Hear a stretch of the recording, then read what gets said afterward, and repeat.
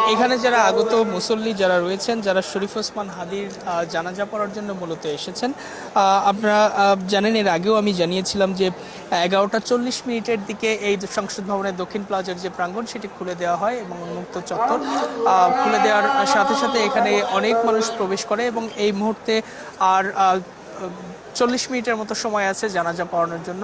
সুতরাং এই সময় যেহেতু জোহরের সময় হয়ে গেছে, জোহরের টাইম, জোহরের নামাজ আদায় করা হচ্ছে। যারা মুসল্লি আছেন তারা জোহরের নামাজ পড়ছেন এবং দেখতে পাচ্ছেন আমার সামনে সংসদ ভবনের দক্ষিণ প্লাজার সামনের যে চত্বরটা, প্রত্যেকটা জায়গা লোকে লোকারণ্য হয়ে গেছে। লোকে লোকারণ্য হওয়ার কারণে আমরা দেখতে পাচ্ছি এই মাইকে ঘোষণা করা হয়েছে এই প্লাজার ঠিক পিছনে, অর্থাৎ সংসদ ভবনে ঢুকে ডান পাশের যে মাঠটি রয়েছে, আহ্বান করা হচ্ছে সেই মাঠেও যাতে তারা অবস্থান নিতে পারে, সেখানেও জানাজার পড়ার সুযোগ রয়েছে।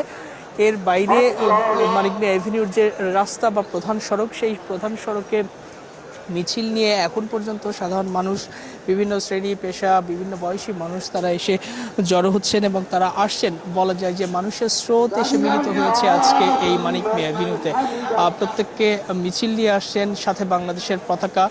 অনেকে শরীফ ওসমান হাদি শহীদ হওয়ার পর তার আদর্শ, চিন্তা, চেতনা বিভিন্নভাবে তারা জানছেন, দেখছেন, তারাও আজকে এসে সামিল হয়েছেন এই জানাজার নামাজে। এবং এখন পর্যন্ত যেহেতু 40 মিনিট সময় বাকি রয়েছে, আমরা ধারণা করছি মানুষের যে পরিমাণ স্রোত এসে এখানে মিলছে, তাতে মানিক মিয়া এভিনিউর যে রাস্তাটা, এটি বেশ বড় এবং প্রশস্ত রাস্তা, আপনি জানেন।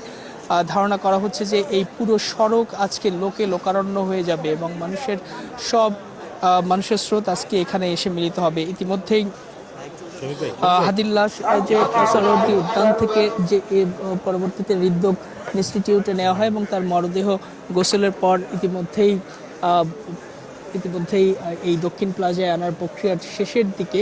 এবং আমরা দেখতে পাচ্ছি যে সরকারের যে গুরুত্বপূর্ণ ব্যক্তিরা যারা, তারা ইতিমধ্যেই আসতে শুরু করেছে এবং আজকের এই জানাজায় প্রধান উপদেষ্টা সহ সরকারের গুরুত্বপূর্ণ বিভিন্ন রাজনৈতিক দল, অন্যান্য সামাজিক সাংস্কৃতিক সংগঠনের যারা সদস্য রয়েছে, জুলাই যোদ্ধা যারা রয়েছে, তারাও এখানে এসে জড়ো হয়েছে বা জড়ো হচ্ছেন এখন পর্যন্ত। এবং আজকের এই জানাজার নামাজটি পড়াবেন তার বড় ভাই, শরীফ ওসমান হাদির বড় ভাই আবু বকর সিদ্দিক। এবং এই জানাজা শেষে তাকে মিছিল নিয়ে ঢাকা বিশ্ববিদ্যালয়ের কেন্দ্রীয় মসজিদে নেওয়া হবে এবং সেখানে আরেকটি জানাজা হওয়ার কথা রয়েছে।